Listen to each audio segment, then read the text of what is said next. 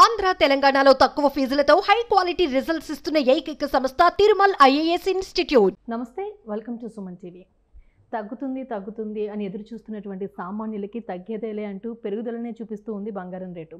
దీపావళి నాటికి 78,000 మార్కును చేరే అవకాశం ఉంది అంటూ కూడా విశ్లేషకులు చెబుతున్నటువంటి ఈ సిచ్యువేషన్స్లో మనతో పాటు మాట్లాడడానికి సికింద్రాబాద్ స్వర్ణకార సంఘ నాయకులు దుబ్బాక కిషన్రావు గారు ఉన్నారు. నమస్తే కిషన్రావు గారు. మనం ఎప్పుడు మాట్లాడుకున్నా కూడా పెరుగుతుంది అన్న టాపిక్కే మనం మాట్లాడుకోవాల్సిన సిచ్యువేషన్స్ కనిపిస్తూ ఉన్నాయి రీసెంట్ టైమ్స్లో. అసలే వచ్చేది పండగల సీజన్. ఈ టైంలో బంగారం కొనాలని చాలామందికి ఒక ఆశ ఉంటుంది. ఇలాంటి టైంలో పెరుగుదల అనేది సామాన్యుడు ఎలా తీసుకోవాలంటారు? వేరే మార్గం లేదు. ఇప్పుడున్న పరిస్థితుల్లో తగ్గే సూచనలు ఎందుకు కనబడడం లేదంటే, ఇప్పుడు కొత్తగా హమాస్కు ఇరాన్ కూడా తోడయింది వార్లో ఇజ్రాయెల్తో. తగ్గే సూచనలు కనపడడం లేదు. ఇంకా కూడా రష్యా ఉక్రెయిన్ వార్ అలాగే ఉంది. మనకు కూడా కొత్తగా బంగ్లాదేశ్ టెన్షను ఇవన్నీ ఉన్నాయన్నమాట. దీనివల్ల కూడా బంగారంకు తగ్గుదల అనేది ఛాన్సెస్ చాలా తక్కువ ఉంది. గవర్నమెంట్ ఎంత రిలీఫ్ ఇచ్చిందో 15% నుంచి 6%కు ట్యాక్స్ తగ్గించినా కానీ మనకేం బెనిఫిట్ రావట్లేదు. నిజంగానే ఈ సుంకం తగ్గించిన టైంలో గోల్డ్ రేట్ తగ్గుద్ది అని అందరం అనుకున్నాం. అయితే అంతర్జాతీయ మార్కెట్లో మనం చూసుకున్నా కూడా దేశీయంగా స్టాక్ కానీ ఇవన్నీ కూడా దీని మీద ఇంపాక్ట్ చూపిస్తున్నాయి అనుకోవచ్చు. 100% అవుతుంది. ఇప్పుడు ఒక ఔన్స్ 31 గ్రామ్స్ ఔన్స్ ఇప్పుడు $300 ఉంది. $250 ఉన్నప్పుడు మనకు 6,000 రూపాయలు పడింది. ఇప్పుడు $300 ఇంటర్నేషనల్ మార్కెట్లోనే బంగారం ధర ఉన్నప్పుడు మనకు తక్కువ రావడం అనేది ఉండదు. అలాగే మనము అంతర్జాతీయ ఫెడ్ రేట్లు కావచ్చు, బులియన్ రేట్లు కూడా ఎంతవరకు దీని మీద ఇంపాక్ట్ చూపిస్తున్నాయి అనుకోవచ్చు? ఖచ్చితంగా చూపిస్తూనే ఉన్నాయి కదా. ఇంకా బులియన్ తగ్గే సూచనలు కనపడడం లేదు. ప్రతివాడు పెద్ద పెద్ద కార్పొరేట్ సంస్థలు బంగారాన్ని కొనడానికి అవకాశం కూడా బాగా జోరుగా ఉంది. సో ఇప్పుడున్న రీసెంట్ టైమ్స్లో కనుక మనం దీన్ని చూసుకుంటే ఇన్వెస్ట్మెంట్ పర్పస్ చాలామంది అది బాగా బెనిఫిట్ ఉంది. సామాన్యుడికి ఏం బెనిఫిట్ లేదు. సో అవసరానికి కొనుక్కోవాలి, ప్రస్తుతం అవసరానికి అన్నది ఎవరికి ఇంకా ఛాన్సే లేదు. మ్యాక్సిమం ఫ్యూచర్ ఇన్వెస్ట్మెంట్ కోసం కావాలి, మన దగ్గర లిక్విడ్ అమౌంట్ ఉంది అనుకుంటే కొనుక్కోవాలి. ఇంకా ఇప్పుడు ఫ్యూచర్లో ఫస్ట్ వీక్ ఆఫ్ అక్టోబర్ నుంచి పండుగలు, మ్యారేజ్ సీజన్ ఉంది కాబట్టి కంపల్సరీ ఉండేవాళ్ళు, పెళ్ళిళ్ళు అనుకునే వాళ్ళకి మాత్రం కంపల్సరీ గోల్డ్ కావాలి కాబట్టి కమిట్ అయి ఉంటారు కాబట్టి కొనేయాల్సిందే. ఇప్పుడే కొనుక్కోవడం బెటర్ అంటారు కాబట్టి. సో మనం ఇప్పుడు మాట్లాడుకున్న దాన్ని బట్టి దీపావళి నాటికి 78,000 వరకు చేరే అవకాశం ఉంది అని మాట్లాడుకుంటూ ఉన్నాం. ఇంకా ఎంతవరకు పెరిగే ఛాన్స్ ఉందంటారు? మెల్లగా 80,000 కూడా వెళ్తుంది. తర్వాత 85, 90 కూడా వెళ్తుంది. కాకపోతే ఇమీడియట్గా నేను చెప్పలేము. 2025లో మాత్రం ఖచ్చితంగా అప్వర్డ్ ట్రెండే నడుస్తుంది పక్కా అంత. ఈరోజు కూడా నిన్నటి రాత్రి రేటు 75,750 రాత్రి రేటు. ఇప్పుడు 800 ఉంది. అవును, ఈ 3 రోజుల్లో చూసుకుంటే కనుక మనం దగ్గర 3,000 దాకా పెరిగినటువంటి సిచ్యువేషన్స్ కనిపిస్తూ ఉన్నాయి. ఇఫ్ ఇన్ కేస్ ఎనీ ఛాన్సెస్తో తగ్గే అవకాశం ఏ కండిషన్స్లో మనకి దొరికే ఛాన్స్ ఉందంటారు? తగ్గే ఛాన్స్ ఉంది అనుకుంటే కనుక ఎటువంటి పరిస్థితుల్లో తగ్గుద్ది అనుకోవచ్చు? రెండు ఈ రష్యా ఇవన్నీ ఈ వార్స్ అన్నీ సబ్సిడైజ్ అయిపోతే అందరికీ కూడా సంతోషమైన వార్త వస్తుంది. గోల్డ్ కూడా తగ్గుతుంది.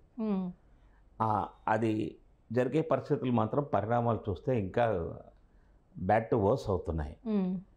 మనకు బంగారం తగ్గలేకపోవడానికి ఇది ఒక ప్రధాన కారణమని నా విశ్లేషణ.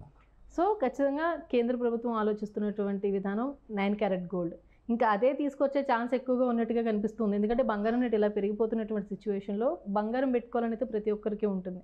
ఎంత 1 గ్రామ్ గోల్డ్ ఉన్నా, సిల్వర్ జ్యువెలరీ ఉన్నా బంగారం కొన్న విలువ బంగారానికే ఉంటుంది.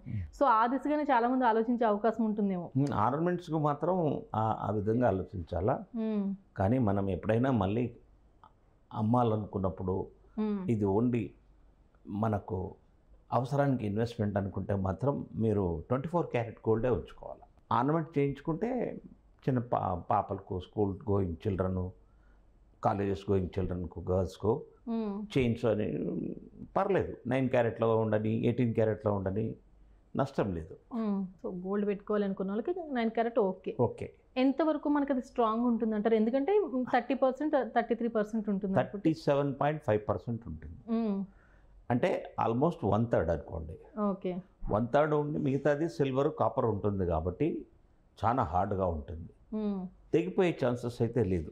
22 క్యారెట్ గోల్డ్ ఆర్నమెంటు ఇంటి దగ్గర మన లేడీస్ ముగ్గేస్తున్నా, పాల ప్యాకెట్ తీసుకోవడానికి బయటకు వచ్చినా, లేదా కూరగాయలు తీసుకోవడానికి బయటకు వచ్చినా, ఈ చైన్ స్నాచర్స్ స్కూటర్స్ మీద వెళ్తూ బళ్ళ మీద వెళ్తూ గుంజేస్తున్నారు. అది రాదు, మేడం పడిపోవచ్చు, కానీ వాళ్ళకు మాత్రం చేతికి రాదు. ఏమైనా కొంచెం గీత పడితే పడవచ్చు, వాళ్ళ చేతికి రాదు.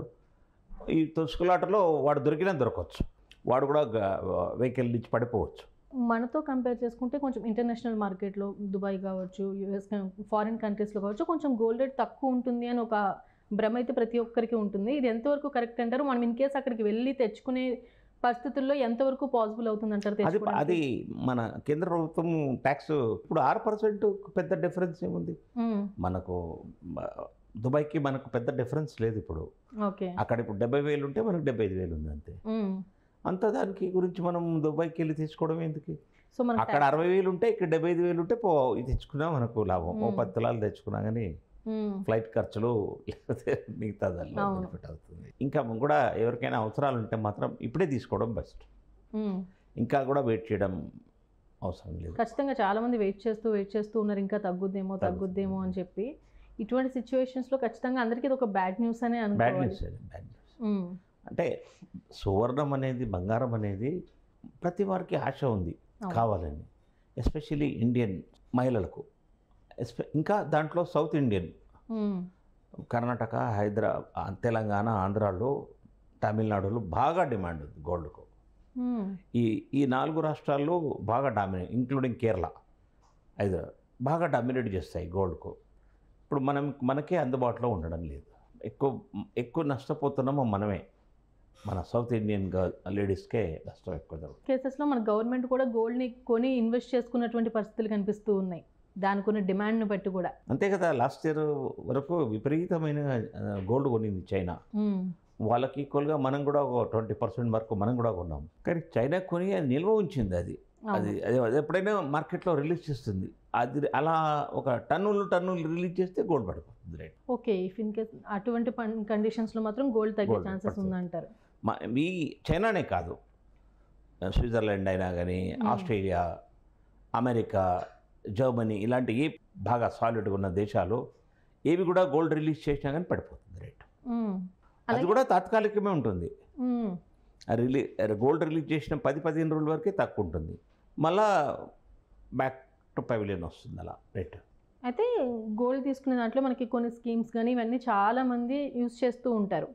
అవి ఎంతవరకు సేఫ్ అంటారు? లేకపోతే మనం లిక్విడ్ అమౌంట్ పెట్టి ఒకేసారి గోల్డ్ తీసుకోవడం ఎంతవరకు సేఫ్ అంటారు? లిక్విడ్ కొని తీసుకోవడమే బెస్ట్ అండి. మనం మన డబ్బులు వాళ్ళ దగ్గర పెట్టిన తర్వాత వాడు చెప్పినట్టు మనం తీసుకోవాలి, కానీ మనం చెప్పినట్టు వాడు ఇవ్వదు. షోరూంలో నీ ముందేమో నీ డబ్బులన్నీ తీసుకుంటాడు. When you are finally after 11 months or 12 months or 13 months when you go for ornaments, అప్పుడు అమ్మ ఈ రేట్ ఉంది తీసుకోండి అంటాడు. మీ స్కీమ్లో ఇవే ఉన్నాయి ఐటమ్స్, మిగతా ఐటమ్స్కు అది రేట్ ఎక్కువ అని చెప్తాడు. ఏవైనా డగ్గు తిరగడుగా ఉండొచ్చు. కాబట్టి cash and carry is the best. Okay, అలాగే మనం ఈ జ్యువెలరీ షాప్స్కి అలాగే హోల్సేల్ షాప్స్కి వచ్చేసరికి ఎక్కడ బెస్ట్ అంటారు? ఎక్కడ మనకి ప్యూరిటీ ఎక్కువ ఉంటుంది అంటారు గోల్డ్లో? హోల్సేల్ మార్కెట్లో మీకు ఇంపోర్టెడ్ స్విస్ గోల్డ్ దొరుకుతుంది. ఓకే, ఒకవేళ మీకు లోకల్ గోల్డ్ కావాలనుకున్నప్పుడు 2-3% లెస్తో దొరుకుతుంది. కానీ ఇంపోర్టెడ్ గోల్డ్ తీసుకోవడం వల్ల మనకు ఫుల్ వాల్యూ వస్తుంది మార్కెట్. మీరు ఇప్పుడు ₹1,00,000 గోల్డ్ తీసుకుంటే మీకు ₹99,500 మీకు మార్కెట్లో వచ్చేస్తుంది. ఎవరు కూడా మిడిల్ మ్యాన్ అవసరం లేదు, మీరు వెళ్ళి తీసుకోవచ్చు. సో ఫైనల్గా మీరైతే పెరిగేదే కానీ తగ్గేది లేదని చెప్పేస్తున్నారు. రైట్, థ్యాంక్ యూ కృష్ణరావు గారు, థ్యాంక్ యూ సో మచ్ అండి.